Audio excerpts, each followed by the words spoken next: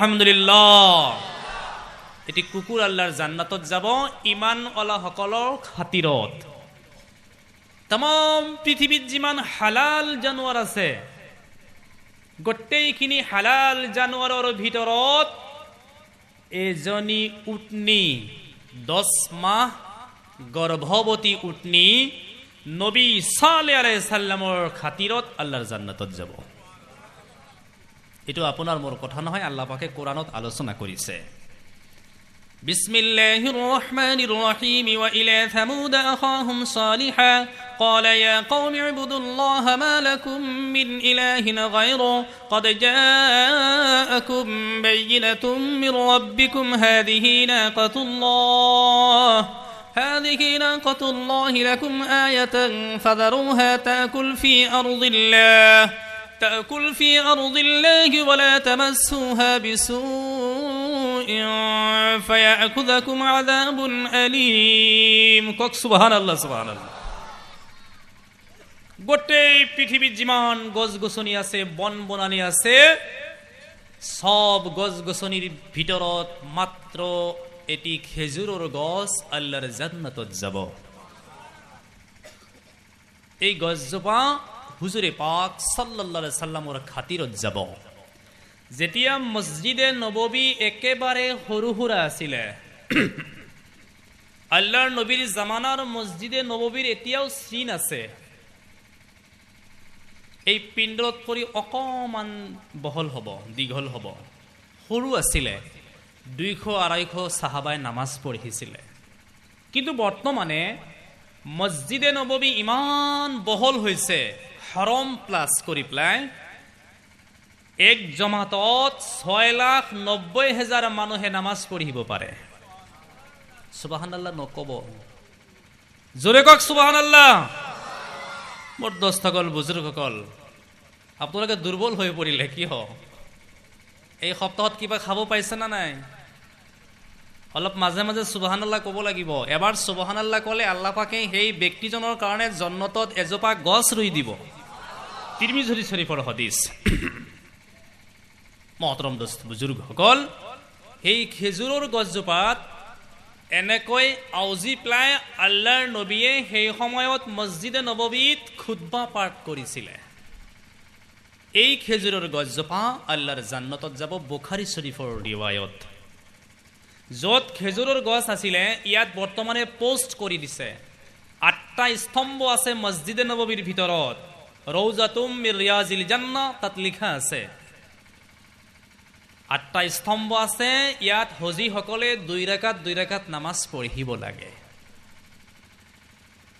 যি ঠাইত খেজুৰৰ গছজোপা আছিলে এই স্তম্ভৰ নাম হল ইস্তিনাৱায়ে হানানা, ইস্তিনাৱায়ে লুবাবা, এনেকে 8টা নাম আছে। মই এই বছৰ মোৰ সফৰ হৈছিলে সেপ্টেম্বৰ মাহত। মসজিদে নববীৰ ছাদৰ ওপৰত নতুন ইউৰোপিয়ান স্টাইল সায়েন্স টেকনলজিৰ মাধ্যমে নামাজিৰ কাৰণে ঠাই বনাই আছে। তাতে 4,30,000 মানুহে নামাজ পঢ়িব পাৰিব। এই মাটিবিলাক কোনে দান কৰিছিলে? সাহাবাসকলে। কক সুবহানাল্লাহ। মসজিদে নববীত য'ত বৰ্তমান আছে ইয়াত সেই যুগৰ মানুহে খেজুৰ শুকাইছিল ৰ'দত। কেতিয়াবা উট ভেড়া বকৰীবিলাক বান্ধিছিল খেজুৰৰ গছৰ লগত। সেই মাটিখিনি 2টা এটিম ল'ৰাৰ আছিলে, সহল আৰু সাহিলৰ। আবু বকৰ সিদ্দিক ৰাদিয়াল্লাহু তাআলা আনহু মাটিখিনি কিনি পেলাই আল্লাহৰ নবীক হাদিয়া কৰিলে মসজিদে নববীৰ কাৰণে। সুবহানাল্লাহ। বৰ্তমানে য'ত বাবুস সালাম আছে, বাবুস সালামত এজন সাহাবাৰ ঘৰ আছিলে। নবীজি ক'লে তোমাৰ মাটিখিনি দান কৰি দিয়া। সাহাবাই ক'লে ইয়া ৰাসূলুল্লাহ, ইয়াত খেজুৰৰ গছ গছনি আছে, মই এইখিনি দি দিলে মই কেনেকে চলিম?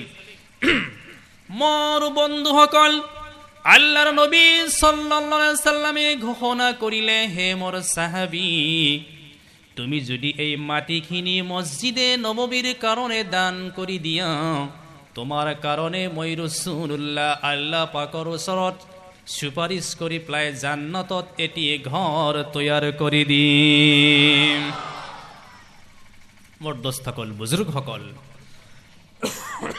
যিয়ে নহওক মই কথাখিনি এই কাৰণে কৈছো, আমি এতিয়া দিনৰ নিস্বতত বহিছো। কিহৰ নিস্বত ভাই?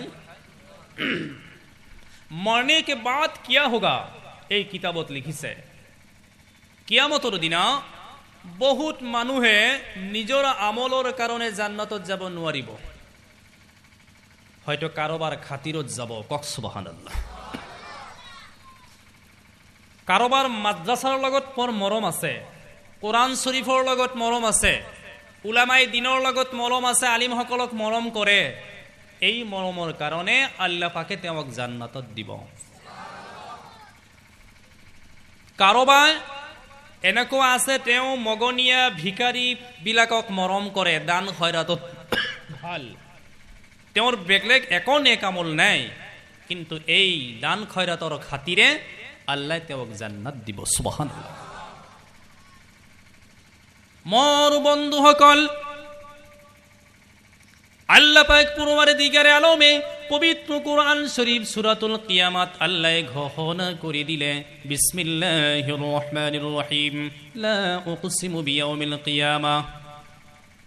ইয়াত আল্লাহ পাকে ঘোষণা করিলে, আয়াত টানি প্লাই আহিলে, ফাইদা বারিকাল বাসারু ওয়া খাসাফাল কমারু ওয়া জুমিআশ শামসু ওয়াল কমার يقول الإنسان يومئذ أين المفر كلا لا وزر إلى ربك يومئذ المستقر।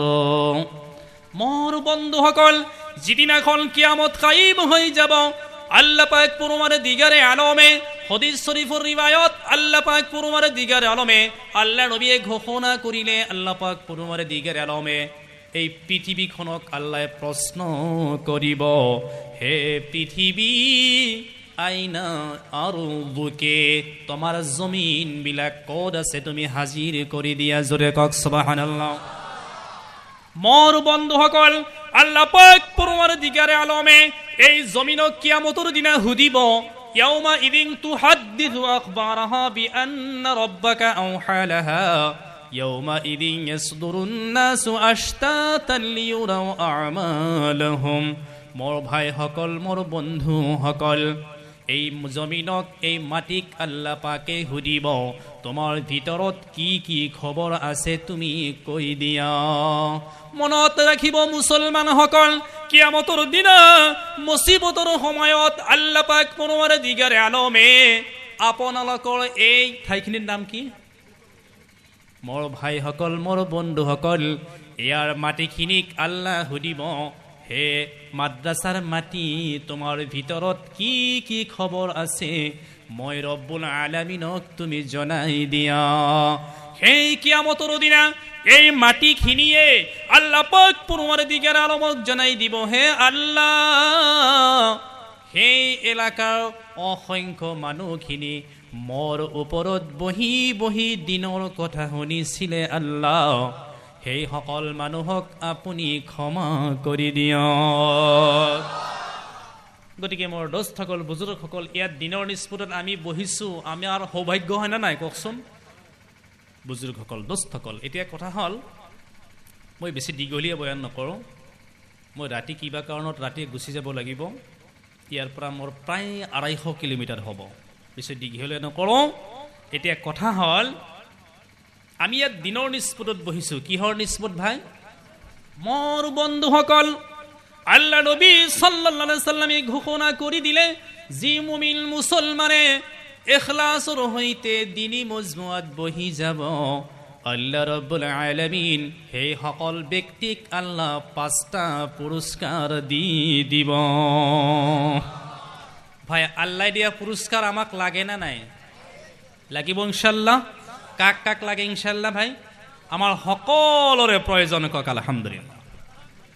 কি কি পুরস্কার দিব আল্লাহ নবী ঘোষণা করিলে, নম্বর 1, যোনে ইখলাস লৈ প্লাই দিনী মজমুআত বহি যাব, নম্বৰ 1, আল্লাহ ৰাব্বুল আলামিন তেওঁৰ জীৱনৰ সকলো গুনাহ ক্ষমা কৰি দিব। নম্বৰ 2 নম্বৰ, আল্লাহ ৰাব্বুল আলামিনে সেই ব্যক্তিজনৰ ওপৰত আল্লাহ পাকৰ ৰহমত বৰ্ষণ কৰিব। 3 নম্বৰে, আল্লাহ ৰাব্বুল আলামিন পূৰ্ণ হেদায়ত দান কৰি দিব।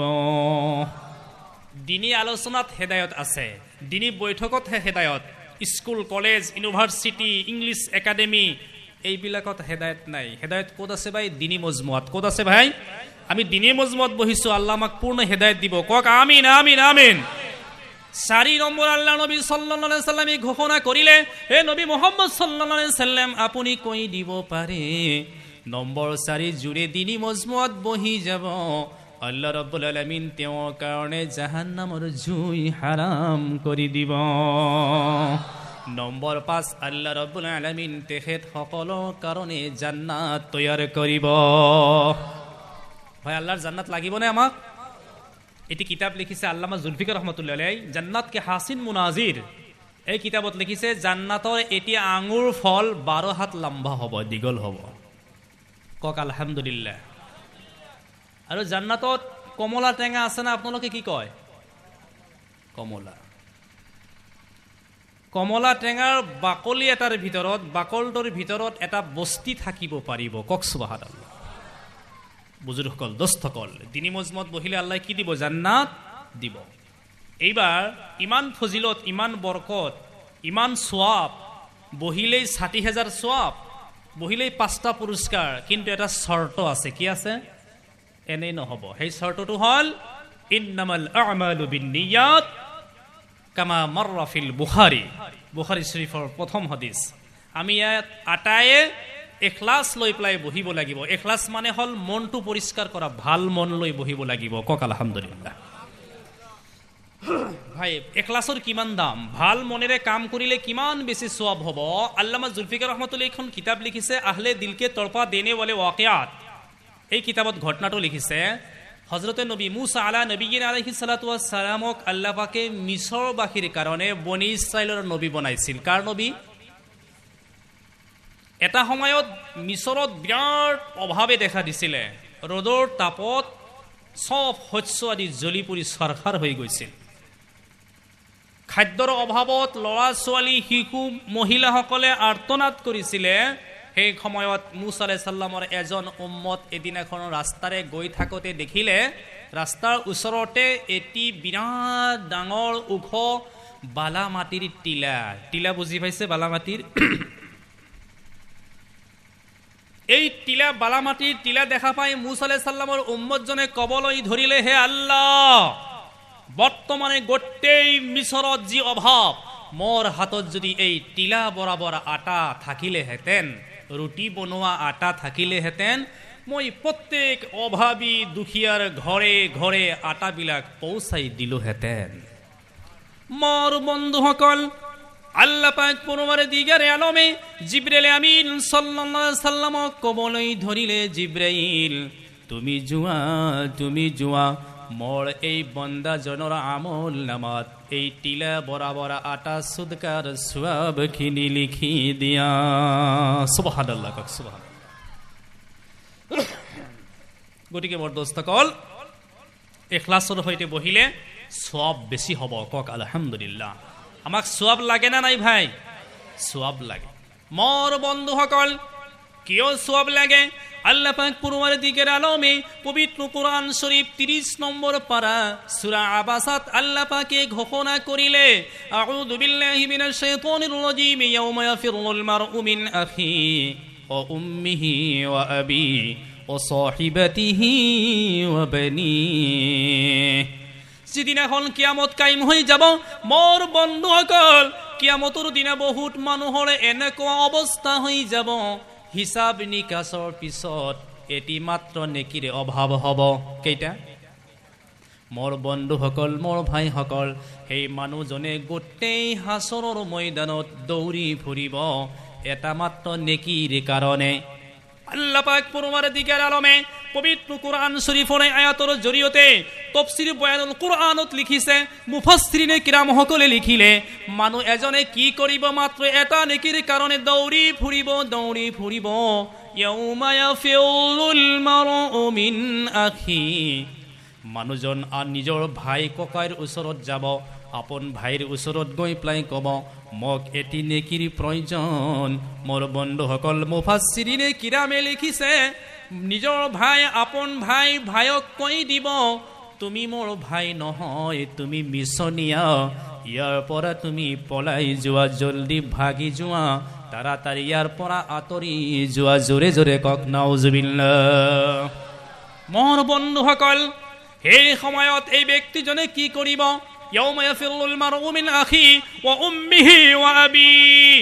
তেওঁ মাকৰ ওচৰলৈ যাব, মাকক ক'ব, হে মোৰ আম্মা জান, দুনিয়াৰ জিন্দগীত আপুনি মোক মৰম কৰিছিলে, এটি নেকিৰ অভাৱত মই জাহান্নামত যাবলগীয়া হৈ আছে। হে মোৰ আম্মা জান, আপুনি মোক এটি নেকি দি সহায় কৰক। মাকে ক'ব ফাৰৰা ইয়াফিৰু বিমানা ভাগনা। মাকে পলাই যাব আৰু ক'ব তুমি মিছলীয়া।